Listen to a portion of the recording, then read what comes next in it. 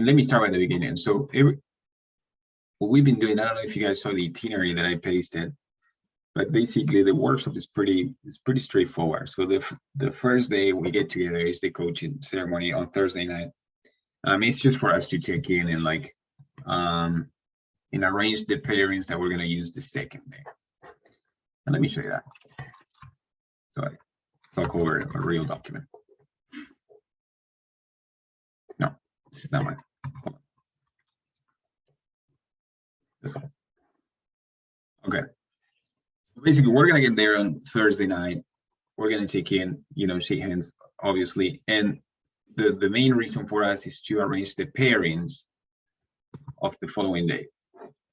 You might be wondering, what do you mean by pairings? So what we're going to do on Friday, in reality, is there's a large pool of select coaches, obviously, but there are a couple in particular that I know that are really good coaches. And let's say teams of coaching, right? Like coaching squad, because they have an assistant coach. So what we're going to do is we're going to shadow them in the morning. And the first day we're going to focus on training sessions. So we're going to go watch their training sessions. We're going to have an assignment, a specific assignment. So groups of us, we're going to be like 20, 25. So it's going to be like 4 or 5 groups of 5. We're going to go and observe one of these coaches, their compliance to the Rush Blue Thread in their sessions. And then you're going to have a second session that you can watch, but you're going to focus your observations in one in particular, in one coaching group in particular. At 1 p.m. To 2 p.m., right after those sessions, what we're going to do is we're going to get on the field. And I actually need volunteers. So please, I don't want to run a session with 5. So, so hopefully some of you volunteer. So we're at least like, 12 to 16. And I'm going to run like a little demo so that you have another instance of seeing a training session and trying to evaluate the blue thread aspects of it. And after that, what we're going to do is we're going to go on a lunch break, of course. Everybody gets a good cup of coffee. And then we get together at 3 p.m. at the classroom. And the classroom session, this is like 100, like the others is almost the same. It's like it's walking distance from the field, so you don't have to worry about driving or anything like that. What we're going to do at the classroom is we're going to debrief all of the things that we saw, especially it's recently, and that's why I was encouraging everybody, if you have a phone or a tripod or something, to actually record and take pieces from the sessions that you've been observing. That would be great. So we're going to debrief, we're going to make lessons learned out of what we saw. And then in the same groups until 7 p.m., what we're going to do is we're going to work over a coaching manual in revamping the session that we observed to add more Rushway elements, let's say to make it more compliant to what we're looking for. Or if we think that the session is really good already, we'll take the same topic, but we're going to create a different session. Does that make sense? And then at closer to 7 p.m., 6 p.m., what we're going to do is we're going to present them to the others. When we present them to the others and we do a little bit of this debrief, I'm going to invite the select coaches so they can get a little bit of feedback about your observations. Some of them might be able to come, some others probably not because they have their teams, but we're going to invite them. When we finish that, it's close to 7 p.m., we're next to the fields, it's game of the day. So let's go just have some fun and see and meet again the following day. So what we do on the 20th, that is Saturday, is we switch the attention towards games, how to coach games the Rush way. The game is a little bit more limited in the sense of like it's less content, and also we're not going to do demos of coaching games. We don't get that luxury, unfortunately. So what we're going to do is from 7 to 1, there's going to be a second pairing assignment. We're going to watch other coaches, so you're not going to repeat the same coach. You're going to go observe another coaching staff and check the compliance to the Rush way in game day. Not only in the game itself, what we want to see is the game day process. We're going to do that during the morning. I'm going to be walking around the fields, of course. I'm going to see them with you, and then at 2 p.m. we're going to get together in the classroom until 4. And we're going to cover the lessons learned that we had and make a products and services presentation. So by the end, we wrap it up with you knowing and all the things that you count on as rush coaches. At 7 p.m., which is a couple hours off, at 7 p.m. we had the game of the day, and at 8:45 at night, there's a very pretty bar / restaurant at the complex that is called Q64. So we'll get together there for a social, just for a social, to chat for a little, get a beer, have a little bit of fun. Okay, so that's the base structure of what we're gonna do during the weekend. Now, this long introduction was to actually say, if you see the topics, the days are very specific. The first day, we're going to focus on training sessions. The second day, we're going to focus on games. So what I want us to cover today is game day. And then, if you have any questions about coaching manual itself, because we're going to use the tool to revamp the training sessions, like you can let me know, and we can work a little bit over the tool as well. Is that okay for everybody?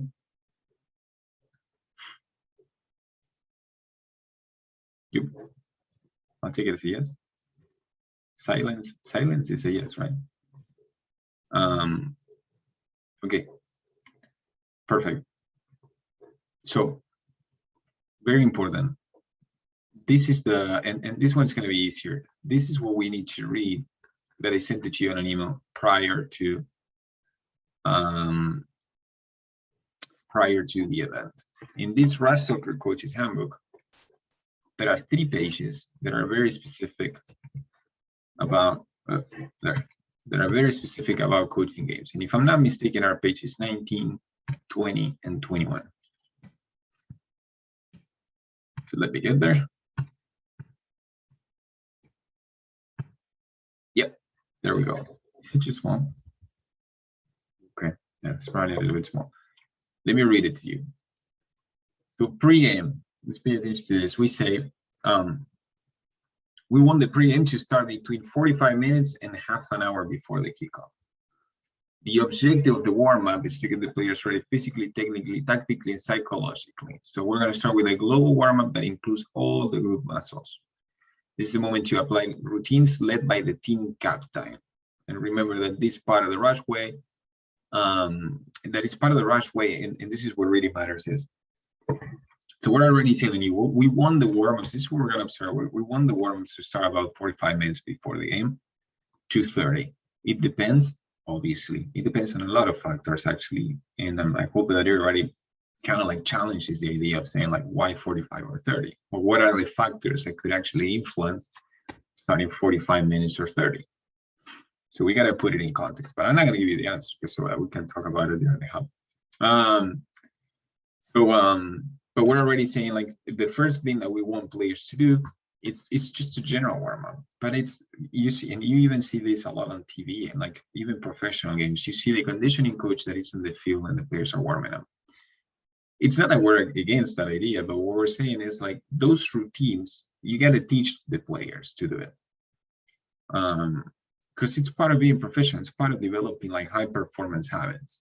And for us in the developmental process, that's important. In fact, I would relate it to something that is the very cornerstone of what we do, and it's on the heart of the Rush. That is, when you see the characteristics of the players, of the Rush players that you're trying to develop, one of them is accountable. So for us, this simple thing of you're accountable for warming up. It's just a little tool. It's just a little effort in that direction of trying to develop accountable people. Even in the sessions that you find in the coaching manual, you'll always see that if you go to U13 or over, you'll find you always find like a routine like this, and there's a note that says this is a pre-session warm-up that the player is supposed to do on their own. So that's basically the part that we're promoting. We're saying, hey, before the session, before the game, the first thing that the player should do is warm up. Warm up as a group or individually, but you should teach them and you should promote and encourage them to do it on their own. Not with you. They don't need you to tell, like, oh, now shoulders forward and now shoulders. No, just learn it.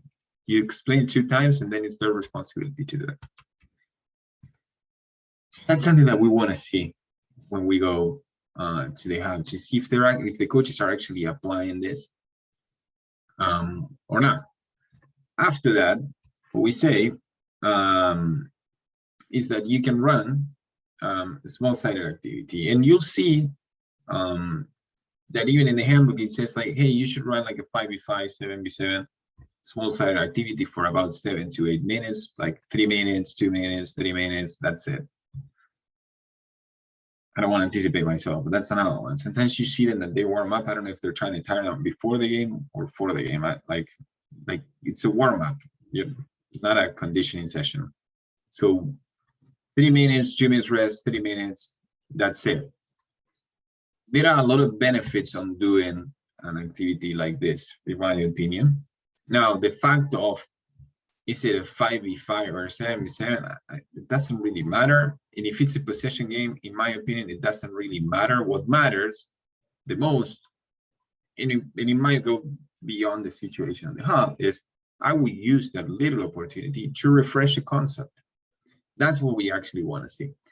The activity itself, it's not a prescription. It's not like you should always do this activity. Who cares about that? What matters the most is to say, can I use that little moment to refresh a concept? Most likely, if you're a youth coach, you understand that the objective of youth coach is to develop players. So basically you focus on the learning process.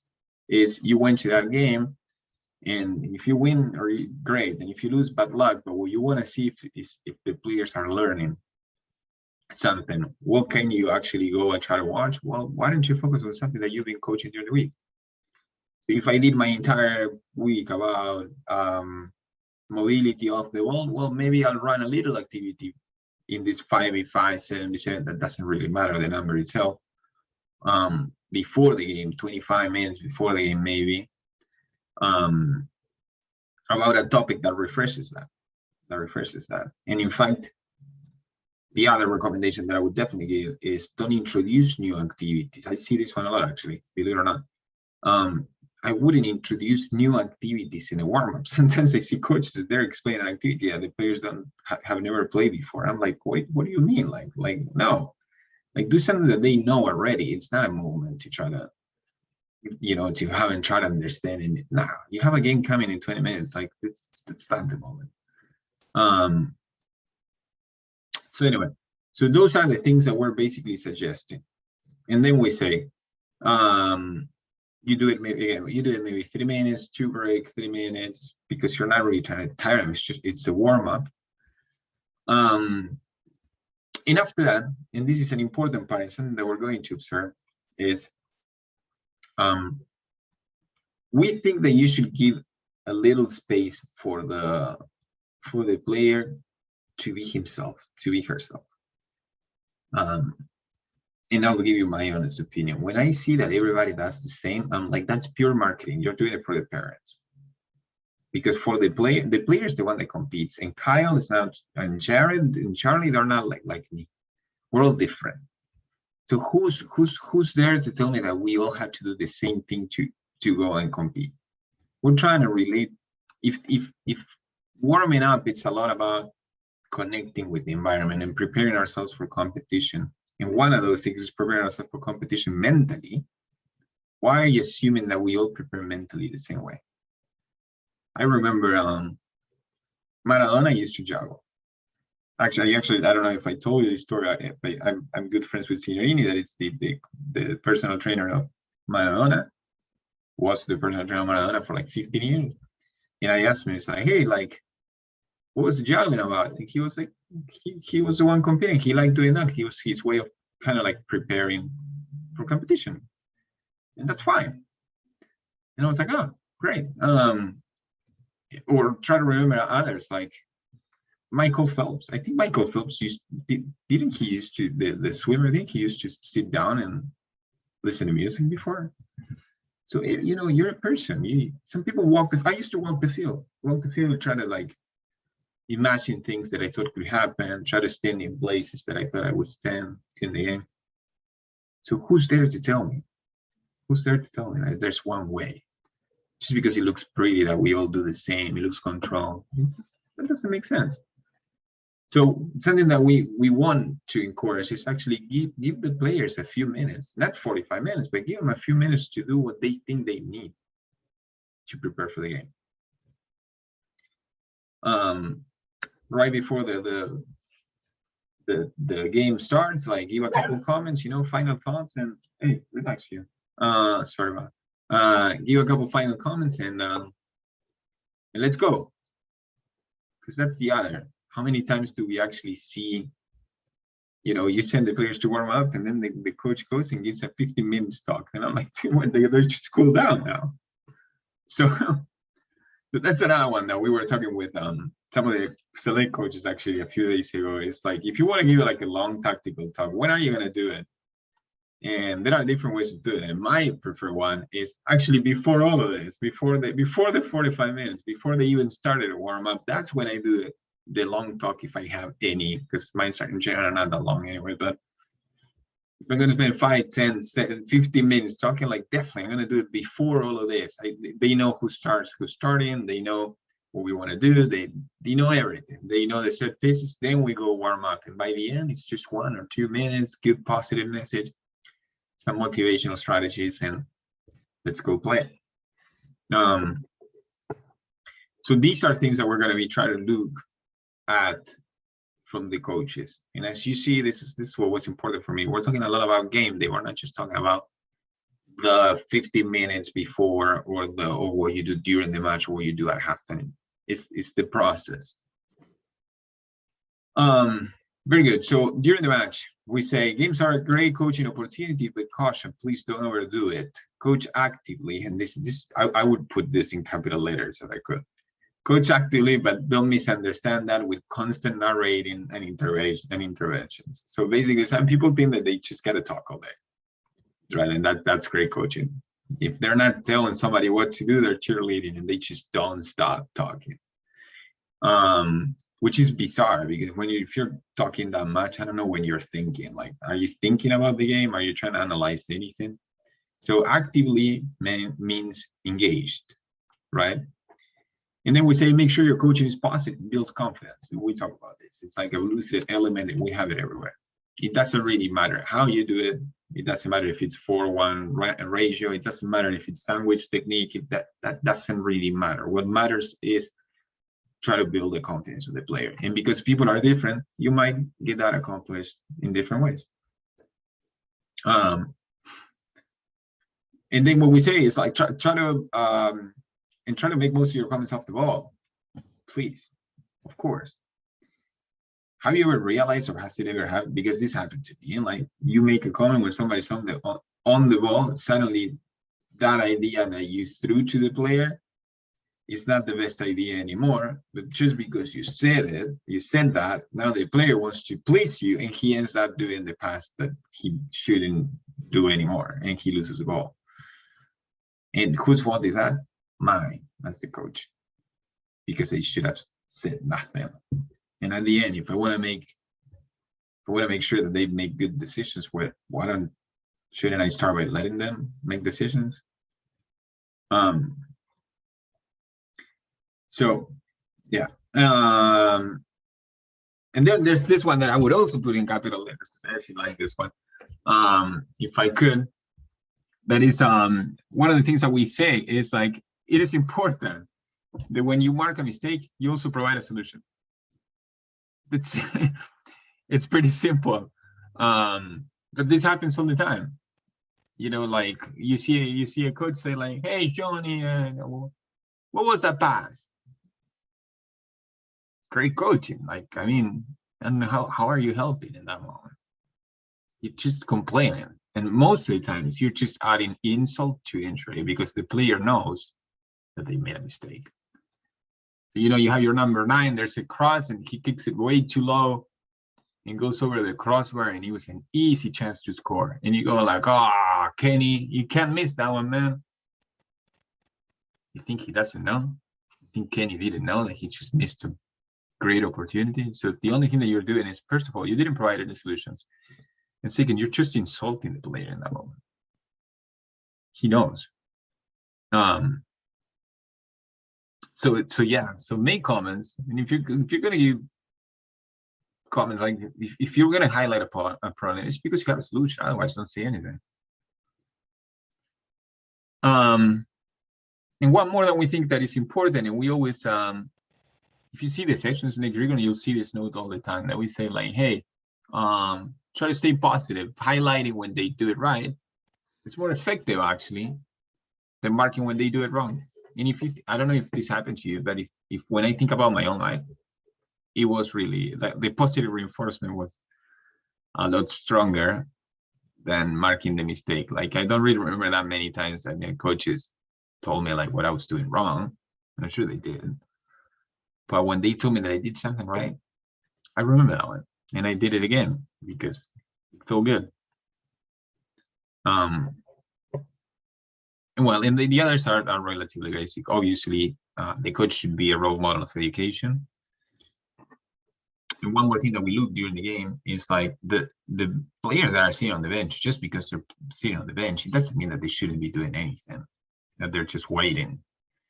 So you can always use that as a little pedagogical instance as well. Like, you know, like I always say that my substitutes in that moment are my assistant coaches, right? So I asked them for things. I asked them for like, hey, you know what, in the first 5 minutes, tell me what formation the opponents play, or in the first 5 minutes, tell me who's the best player on the other team.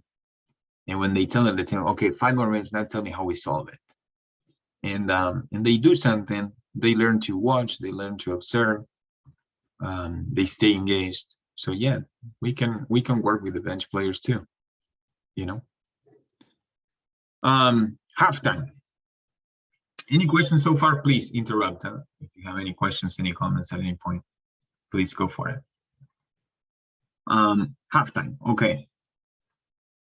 This is an important one. I don't know. Like I always say that when you're coaching a game, maybe the best tip or piece of advice that I could ever give is like just try to remember how it was to be a player. It's halftime. Players come exhausted. They haven't even gotten a sip of water, and you have a coach that's already talking to all of them. Blah blah blah blah blah. This is what you gotta do. This is what we gotta do. This is what we gotta do. No, come on. Give them a break. Give them a break. Let them reflect a little bit, cool down, and reflect by themselves. So the first 5 minutes, or in 5 minutes, it's obviously just a reference. We say, hey, just step away. You know, just let them unwind. Let them talk to them. Talk to your coaching staff if you have an assistant coach or something. Just talk to the assistant coach. Try to make decisions. Try to think what you're going to say, and kind of like keep an eye on them and see what they're doing, see what they're saying, but from far. Don't interrupt. Just let them cool down. Then after 5 to 7 minutes, just for reference, come back and now ask them. Why don't we start by asking them, hey, what's right? Hey, what's wrong? Hey, what's working well? What's not working well? And after that, if you can, I would say build your comments off of theirs so that they feel that their opinions are actually respected and you actually care about them. I've had somebody complain about this once, and I didn't like that comment. I said, if you look at this happens at any level, even at like from rec to the most professional ones. And I showed this video from Zidane coaching the Champions League final in 2017, and he actually does that. And I'll show it to you.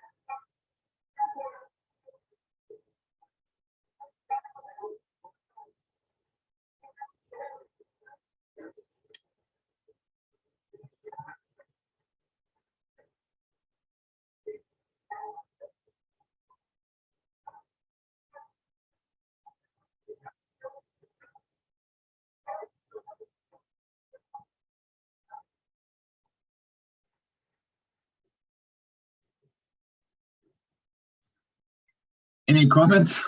So how easy is that? Like he's playing a Champions League, halftime of the Champions League, and his message is, first of all, his speech was how long? 1 minute and a half most. And the second thing, what he's saying is the same thing that I tell to my teams. Yeah, we go side to side until we play forward. And in defense, come on, a little bit more, huh? That's it. Not so complex. Very good. So that's what we're looking for in halftime, like clear, positive, and brief. So let them unwind. He did it too. It says there 7 minutes before he even started talking. And then just brief comments, positive, fix a little couple things, simple. Otherwise, they're not going to retain it. So yeah, it's just like that. In post game, the most important here in post game is we say, Hey, Pablo, yes, can I ask a quick question about halftime? absolutely. So something I like to do is I ask the players what they see out there. What do you all think of that? I completely agree. Okay. I guess, I mean, I get it. Like in Zidane's video, of course, it's professionalism. They're a performance stage. So they're not. It's a little bit Oh, different. Like, but for us, we are looking for a learning process. So to me, the first way of showing respect to the players is if I'm gonna let him unwind for 5 minutes, 7 minutes, whatever it is. The first thing that I do when I get there is like, okay, what do you think? You guys tell me how it's going on. And I know, a lot of times, you know what you want to say, what you want, where you want to go. But I think it's so much better and so much more effective if you can kind of like find the comment from them that you're looking for and build it off from there, okay. I Yeah, just wanted to make sure that you know totally. is good. Okay. No, totally. Okay. In my opinion, for sure. In post game, I think you gotta keep it simple. Like, it's like I see. If you're gonna say something, it has to be brief. In my opinion, it has to be very brief. Like, and not even, especially if you lost. And that's what I was saying. To me, sometimes coaching a game, it's the best tip that I could give is like, have empathy. Try to remember how it was to be a player. Sometimes I see, we see coaches, they just lost the game and they want to give a 10-minute speech about the things that they did wrong. Is there anything more annoying in that moment? Like, you're already pissed off because you lost as a player, and now you get hurt. Like, you don't know that we were not good enough and we lost, and you get to hear somebody repeat to you that we were not good enough and we lost. It's the worst thing that you could do to me as a player. So we say basically easy. If you say anything, make it brief and try to build the confidence of the players through it. And if you want, maybe take the opportunity to highlight a core value, like respect or humility in very easy ways. Like, hey, you just won. Like, hey, you know what? Very good today, yeah? But, take it easy because tomorrow we play again and we got to win again. Whatever. It's something to just try to build the humility of the player as well. We were not the, when we lost last week, we're not the worst. So let's not think that we're the best now. And that's pretty much it. It doesn't have to be so complex. Brief, positive.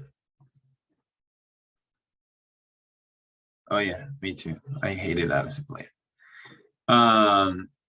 Good, perfect. So based on look what it is. It's just one sheet basically that we want to pay attention to for the second day. And that's why I send you here.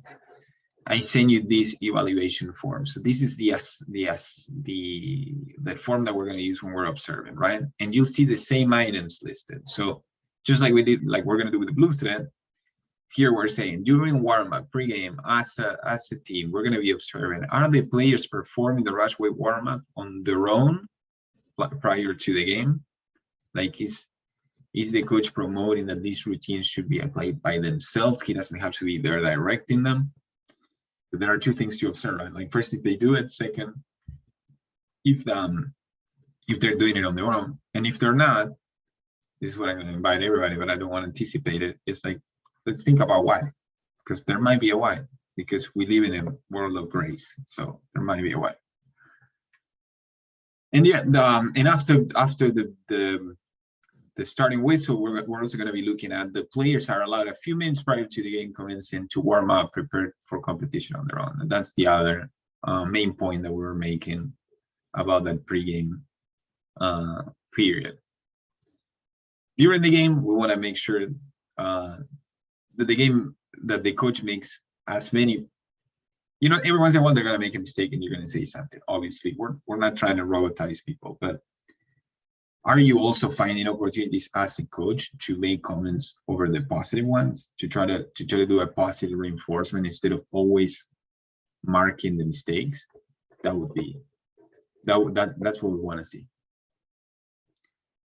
The other one, the one that I say that I like, when the coach marks a mistake, also provides a solution. That's key.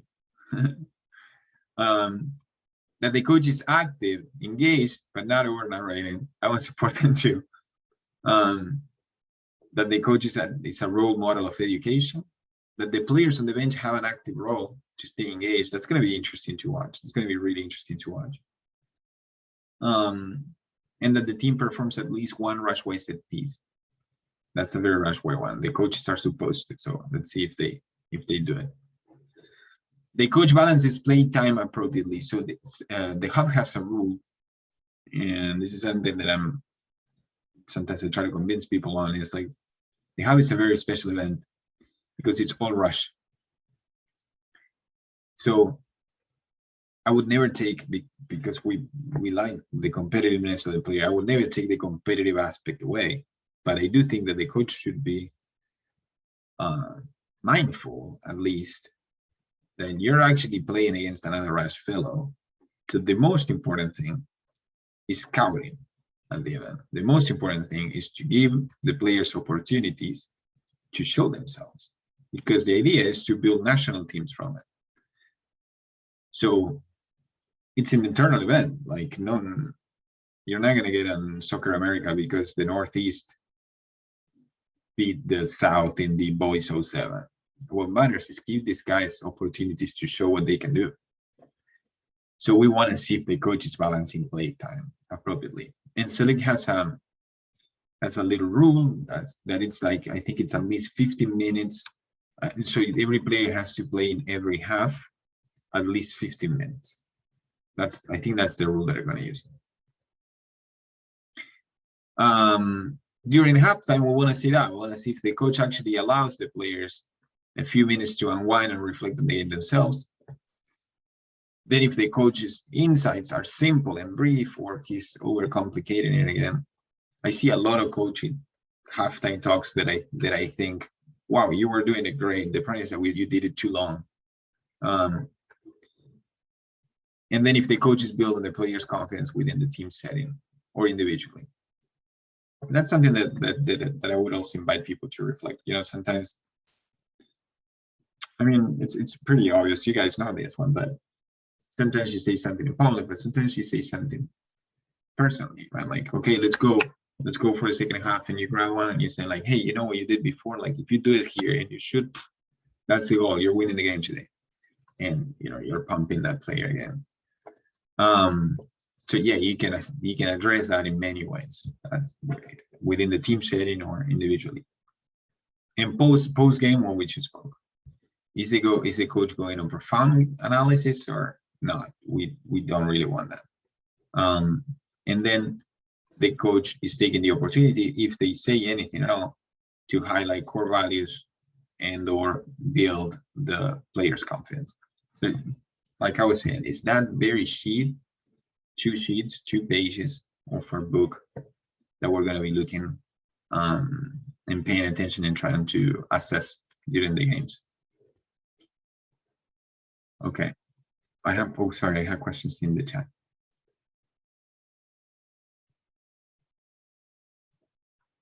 So Brian, you were saying, Brian, do you want to explain it? Actually, go ahead and unmute yourself if you want to.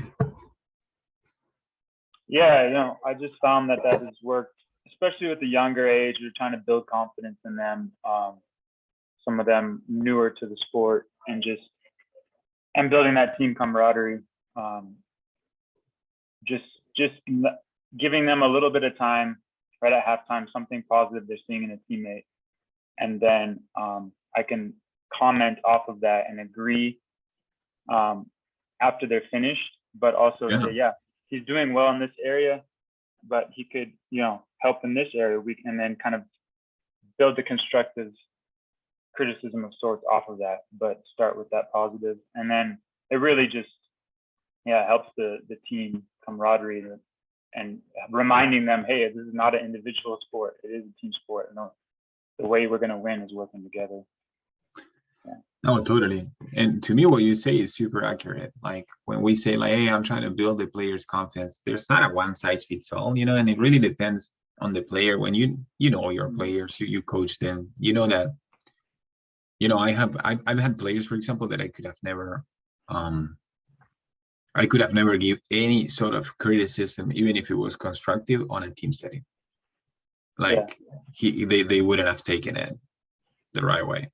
Even if you use anything, use the 4-1, use the sandwich, use the one they want, but sure, it wouldn't have worked with them. So I knew that I had to address them differently. So I would not say anything and then go talk one by one, side to side, walking on the field, and try to find a different way. So completely. No, that's a good point. Yeah, you can't criticize in front of all players. Yeah, you got to know how they respond. And that comes from observing them in training as well. So that's good. Yeah, it really depends on the player in that sense. When people say like, I guess I think Guardiola said that like 15 years ago. He said, like the key of coaching is like finding the key to each player, right? And like, but what is he talking about? To me, he's talking about this. He's talking about like you got to know your players to know how to address them, like what's going to work for each one of them, because they're all different. Because you might have other players that you can literally say something, you can literally criticize them in a team setting. They wouldn't mind. They don't mind. They don't feel intimidated by it, or like their moral doesn't really go down. But you have others that you can't. So yeah. Cool, guys. Is there anything any other questions about this part that you wanted to bring up?